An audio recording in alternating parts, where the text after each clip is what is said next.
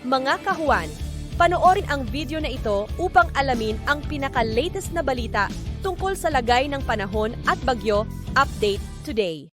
Patuloy pa rin umiiral ang northeast monsoon o amihan dito sa bahagi ng extreme northern Luzon kung saan ngayong araw ay dala pa rin ito yung maulap na kalangitan at mga pag-ulan sa bahagi ng Batanes at Cagayan. Samantala, yung Intertropical Convergence Zone naman or ITCZ ay nakakaapekto dito sa bahagi ng Mindanao kung saan ngayong araw ay magdadala din po ito ng mataas na tsansa ng mga pag-ulan, pagkilat at pagkulog lalong-lalo na yan sa silangang bahagi ng Mindanao. So pag-iingat po para sa ating mga kababayan dyan sa posibilidad ng mga pagbaha at pagguho ng lupa. Samantala, sa nalalabing bahagi naman ng ating bansa ay meron tayong mararanasan pa din ng mga isolated o yung mga biglaan at mga panandaliang pag-ulan, pagkilat at pagkulog dulot ng mga localized thunderstorms. At sa kasalukuyan ay wala tayong minomonitor or namamataan pa na bagyo or low pressure area na maaari makaapekto dito sa ating bansa.